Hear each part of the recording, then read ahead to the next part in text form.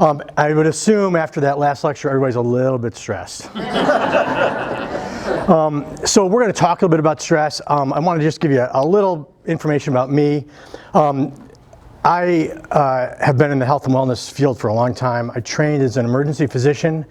I was in the military as a trauma specialist, and then I've been on staff at hospitals locally, Northeast and Rowan primarily.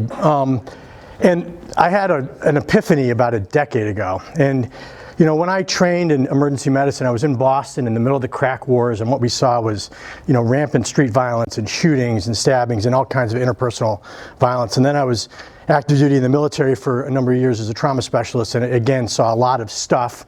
And then about 15 years ago, we moved to Concord and started working at Northeast.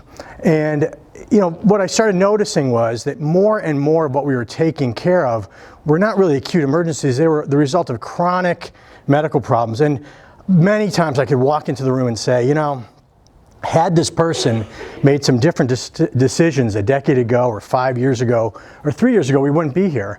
And at the time I had 3 young kids, I was working crazy shifts, I was overweight, hypertensive, high cholesterol, feeling lousy. And in the course of a very short period of 3 months, I took care of 3 different people, gentlemen, between the ages of 38 and 41 who dropped dead of sudden cardiac death, including somebody who was a friend of ours. And it opened my eyes up, and I started doing a little bit of research and quickly realized that what we do in medicine is ridiculous. We tell people all the wrong things, and we just put Band-Aids on things. And so I started Vitality about a decade ago, and we've really focused on trying to do things a different way. And one of those things is that we try to do 3 things with our patients. We try to give them certainty about their health. So we do testing, the appropriate analysis to determine whether there's medical problems or whether there's hormonal problems or weight problems or whatever. We give clarity. I sit down and I explain what all these silly numbers mean and what they mean importantly to you. And then we give them direction. We try to tell them what needs to be done, if it needs a particular medical treatment or if it just needs lifestyle changes. And those are the things. And when we talk about wellness and improving performance, we always come back to sort of 5 pillars.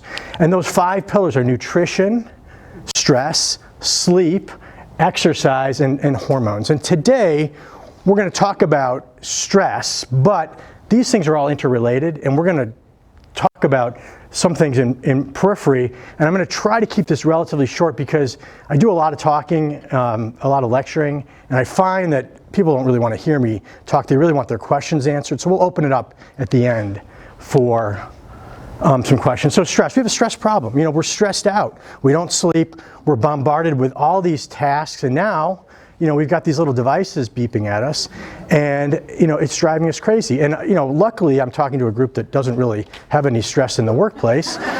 But some people actually work with people who are difficult to deal with, like teenagers. And, you know, and coworkers and everything else. And, you know, you've got to juggle your personal life and your professional life. And those are things that really cause stress. And when we talk about stress, there are really bad things that can happen with stress. Now, sometimes stress is a good thing because, you know, we don't improve without stress. You know, they say that, you know, a diamond is a piece of charcoal that handled stress really well. So, you know, stress can produce great results. And, you know, for some people, they can't do a project unless it's last minute because it's that stress that makes them creative. And it's important, but stress can also be linked to cardiac disease, to diabetes, to metabolic syndrome, to Alzheimer's, cognitive decline, physical decline. We have an exploding rate of chronic disease in this country, and stress has a lot to do with it. And the problem is that there are different types of stress, and our reaction to that can change depending on what else is going on in our lives. So if we have different types of stress, you know, we have stress that we can deal with kind of on an intellectual level, and that's sort of called psychological stress. And so I want to read this: the emotional and physiologic reactions experienced when an individual confronts a situation in which the demands go beyond their coping skills. So this can happen at work if you are, you know, if you walk to your door and yes. Have that copyright. So if you go to your door and you open the door and Mr. Myers is there and he says, listen, you got 2 more classes you got to take care of, that's going to be psychological stress. Oh man, I got all this extra work I've got to do, and it's going to cause some bit of physiologic stress, but really it's more mental. However, we also have physiologic stress, and physiologic stress is really the body's reaction to a life or death situation. It's that fight or flight response. And if we get another Mr. Myers who shows up, we're going to have a different reaction. So when we open that door and we see Michael Myers there, we have a different response, right? Our brain goes serial killer, and it tells our adrenals to release cortisol, epinephrine, and norepinephrine, and our heart rate rises up, we get more blood to our brain and our muscles, and we're ready to fight or flight. We're either going to run away or we're going to fight. Now, you've all experienced this. Has anybody ever been in a near miss in their car? And it happens, and what happens like 5 seconds afterwards? What does your heart do? Right? It jumps, you feel it. That's that cocktail of stress hormones being released because your body doesn't know what a car is, it just knows that something bad happened. And the problem is that with our modern society, if we combine stress with poor nutrition, no exercise, no sleep, all these other things, our body can start perceiving the Mr. Myers stress as the Mike Myers stress. And we can start having these physiologic effects, and over time it has effects on what's called the HPA axis, and in particular on the thyroid. And so we get these physiologic problems that develop, and we deal with a lot of hypothyroidism, and the classic symptoms are fatigue, weight gain, anxiety, depression, cold intolerance, brittle hair and nails, anxiety, depression. These are things that are rampant in the society, and there are effects of stress on the thyroid, and those cortisol levels will diminish thyroid function, and we can have a lot of far-ranging effects, and it slows the liver down, you stop detoxing things, and it eventually affects the adrenals. Now remember the adrenals, I told you about the glands that release that cocktail of hormones? Well, it's not designed to be released every minute. It's designed for special occasions. When you have that special serial killer visiting, you really want to reserve it for that. If you're releasing it all the time, bad things start happening. That's when we develop adrenal fatigue. Now, one of the problems with adrenal fatigue is it's sort of like low battery. You're tired all the time, you're fatigued, you wake up tired, you go to sleep, and you go to sleep tired, you wake up tired, brain fog, aches and pains, weakened immunity, and this is a chronic problem. It develops over a long period of time, and it results in a lot of disability, and a lot of people don't realize they have it. Now you can do this just by not sleeping, but we deal with a lot of athletes in our clinic, high performers, and so we get athletes all the time that come in with adrenal fatigue, and the classic one is like the 22-year-old female CrossFitter who's preparing for the CrossFit Games, and I asked her, how many times you're working out this week? 4 times. I'm like, then I've learned how many times a day. Oh, I'm doing a CrossFit WOD in the morning, I'm running 10 miles at lunch, I'm doing another one at night, and we check their cortisol levels, and they're sky high, and they're dealing with all this stuff, and they're dealing with declining performance. Now my passion is improving performance. If we improve performance, we improve health, wellness, everything. So we want to perform better, and I work with a lot of people who are very competitive, so we want to kind of outlast our peers. The example I tell our patients all the time is what I want is when you go to your high school reunion, I want you to be at that table of the 2 or 3 people that look pretty good and you're making fun of everybody else. That's where we want our patients, in that area. And so this adrenal fatigue comes, and we develop a lot of bad side effects from this. And one of the things we need to do is we need to recognize that we're stressed. We kind of know that we're stressed, but sometimes we don't really know. Like, I can handle it, I'll do more. Women are notorious for this. They just take more and more on. Sometimes I actually have to physically write out a prescription for my female patients that you must go shopping this week, or you must get a massage, or whatever it is where they find that pleasure, because if you don't take care of yourself, you can't take care of your family, you can't take care of your students. It affects everything. Men too, we look at their testosterone levels, we look at their body composition, how they're performing. Men come to me all the time on antidepressants and in their late 30s, early 40s, 50s. I say, were you on those medicines when you were 25 or 30? Well, I give another lecture about testosterone, and I've got a slide, and it says, what large swollen organ does testosterone have the biggest effect on? And the next slide is a brain, not a penis. And testosterone has a huge effect on brain, cognition, anxiety, depression, and men and women both need it. And when we optimize that, we very often get people off of their antidepressants. They don't need to be on it, but again, in medicine, you know, don't get me started on medicine, that's a whole other lecture, but you know, what we do in medicine is a little bit like teaching your kid to drive their car by looking at the hood ornament. Now, when we do that, when do we know that we hit the tree? After we hit the tree. And that's what we do in medicine. We wait till the disaster happens, then we try to fix it. What do? You teach your kid, look a half a mile down the road, and when the tree's coming, do that. This is easy. You know, fixing the wrecked car is hard. And so stress is one of those things that we really need to be aware of, and there are some things that we can do, you know, every day to kind of help moderate it. But the first step is recognizing. And I think if you took a personal inventory of all the things that you have on your plate, you'd be kind of shocked at all the different things that you take on. And sometimes we tell people, do a personal inventory, and then, you know, on that list, there's got to be 3 or 4 things at the bottom of the list that you probably don't need to be doing. Are they really that important to be doing? Or, you know, better yet, be smart about it, delegate it to somebody else, your spouse, your kid, whatever. But you've got to be aware of what your stress is first, and then we've got to do some things to moderate it. You know, what can we do? Well, you know, I wanted to be able to come here and give you guys some simple things that you could do, you know, on your own between classes.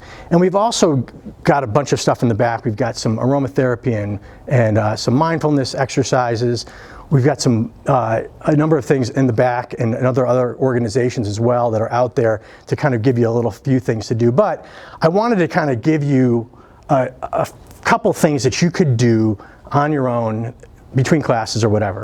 And we always kind of come back, first of all, to the 5 pillars of performance. We talked about that: nutrition, fitness, sleep, stress, and hormones. And each of these plays into that whole stress response. So one of the things is that food is medicine, and your diet can have a huge effect. You know, our diet is loaded with processed foods, with chemicals, with preservatives that we're really not designed to eat. And not only that, the diet that we follow is really at odds with our genetics. We were built as hunter-gatherers. We ate a lot of protein and fat and whole carbohydrates. And now, you know, our genetics haven't really changed. It takes, you know, 100, 200,000 years to change genetics. And we went from being hunter-gatherers to having McDonald's on every corner in about 10,000 years. And that means our genetics haven't changed at all. So our response to those foods are exactly the same as they were 10,000 years ago. So we talk about insulin all the time. Insulin is a really important molecule. It keeps us alive. God in His wisdom gave us this hormone because when we were hunter-gatherers, we didn't live anywhere, we didn't preserve food, we didn't know how to do that, and we ate what we could kill or we could find. And we were always on the verge of starvation. So our genes are dialed in to be on the verge of starvation. And so we react to things like that. So if you're a hunter-gatherer and you come across a field of berries, what do? You don't eat 3 berries, you eat all the berries because they're not going to last, so you gorge yourself. The carbohydrates in those berries are like energy, okay? They're little molecules of energy. And they go into your bloodstream and they are floating around. Now, you have kidneys, and what do kidneys do? They filter out things, especially small things. So if we got a lot of carbohydrate and glucose floating around in the body, then the kidneys are going to filter that out, and we're going to pee it out. Now remember, that glucose is energy, it's going to keep us alive. So if we pee that energy out right after we gorge on berries, you know, not a very good survival adaptation. So God in His wisdom gave us this hormone called insulin. And insulin tells the body, grab those glucose molecules out of the circulation and pull them into the cell. And when they're in the cell, you know, it can't be filtered out. Now the problem is the cells aren't really designed to burn free-floating glucose. They have glycogen on board. There's a process for using that. So then insulin says, well, since you've got local stores, take that glucose and convert it to glyceride. And it's a chemical change, but a glyceride is a fat, and fats are energy storage, like a battery. And then there's an enzyme called hormone-sensitive lipase, which grabs 3 glyceride molecules and ties them together and puts them out into the bloodstream. And 3 glyceride molecules are what? Anybody know? A triglyceride, right? Triglycerides are big. Guess what? They can't be filtered by the kidney, so they bypass the kidney. They go to the liver, where they're wrapped in cholesterol molecules and transported and stored as fat. So I have on my desk this block of fake fat. It's 10 pounds. And after I tell people that, I said, this is 10 pounds of fat, which is 10 pounds of triglycerides, which is 10 pounds of sugar, which is 10 pounds of energy. And if we're hunter-gatherers, that's really important. But, we've changed our diet. Now we eat things that are loaded with carbohydrates. So if you take a piece of whole wheat bread, chew it up and spit it on a glucose test strip, it turns black because the glucose is released immediately. Now glucose, insulin in small amounts is very beneficial. However, in high amounts, it's very inflammatory and it causes a lot of problems. High blood pressure, abnormal cholesterol, high triglycerides. Eventually, we develop prediabetes and diabetes and heart disease and stroke and Alzheimer's and all these horrible problems we're dealing with that we really never dealt with before. So nutrition is important.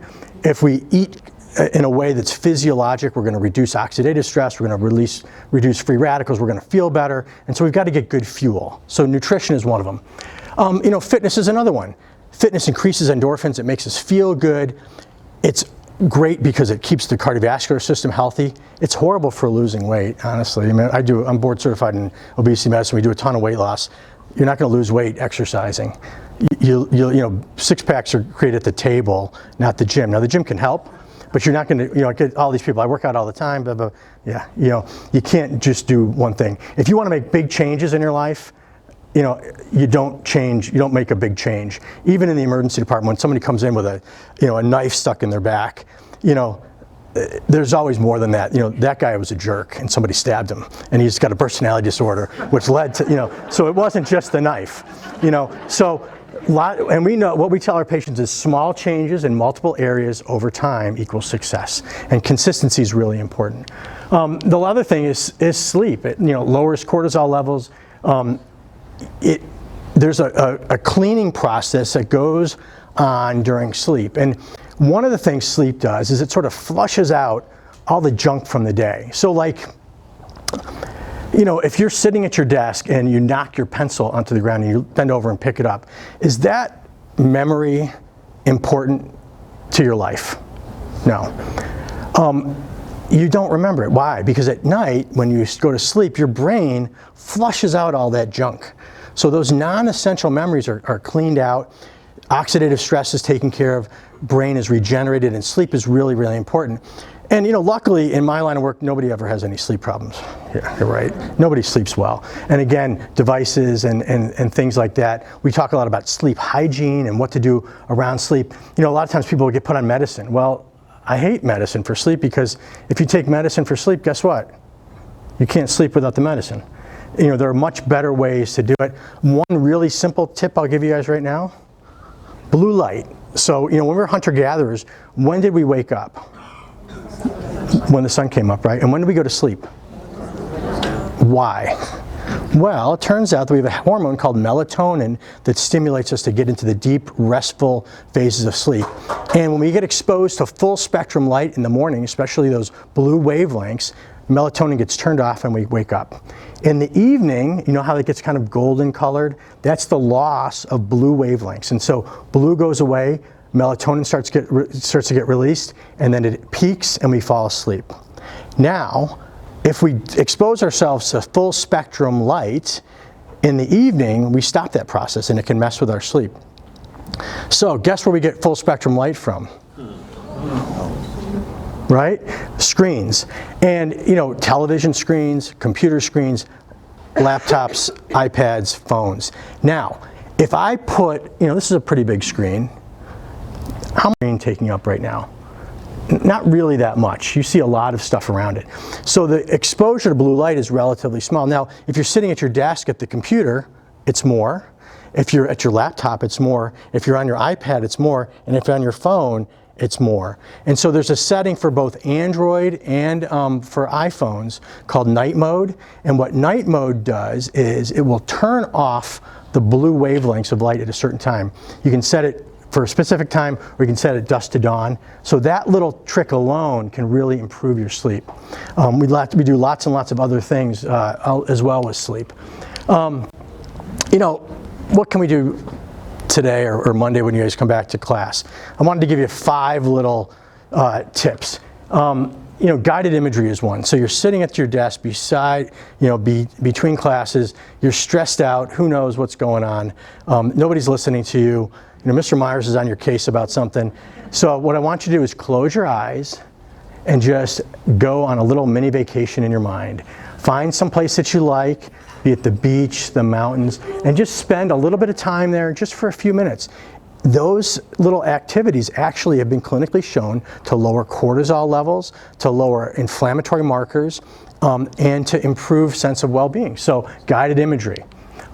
Take a walk with a friend. So it turns out that exercise is a great stress reliever, but exercise combined with social interaction, especially with people that you like, is really good. So, take a walk, if you've got a lunch break, take a walk for 5-10 minutes with your friend. It will lower stress levels, and it's something you can implement, today or tomorrow or whenever.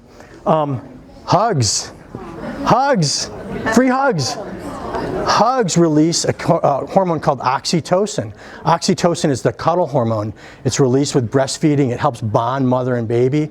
It also lowers cortisol levels and increases dopamine levels. And you know what dopamine is? It's the pleasure neurotransmitter. So a little hug, especially with somebody that you like, so hug your friend after your walk. Outside of school hours. Outside of a completely politically appropriate hug, of course.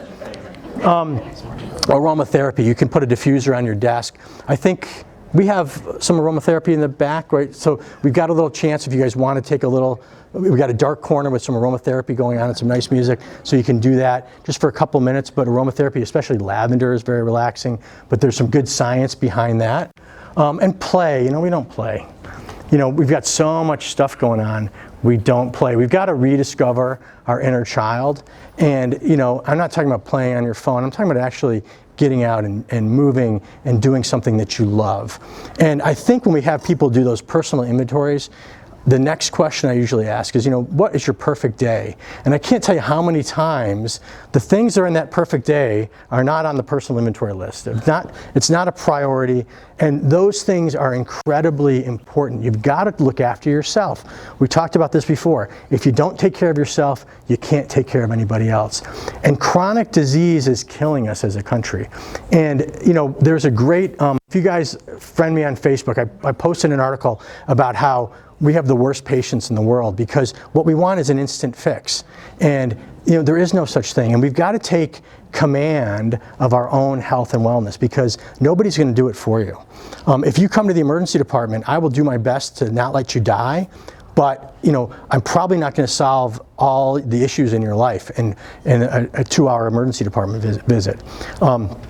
You've really got to take this on for yourself. You need to take it on with your family. You need to know what's going on. We do a lot of chronic disease screening. We want to know, remember, certainty, clarity, direction. We want to know if you've got heart disease. We want to know whether you're at risk for diabetes because we want to do this, not fix a wrecked car. And it's really, really important that you take care of yourselves. If you don't take care of yourselves, it's very difficult to take care of anybody else. And like I said, I wanted to keep things, relatively short because I've got a wide range of expertise, sports medicine, hormone therapy, genetics, like you name it, I can probably answer questions.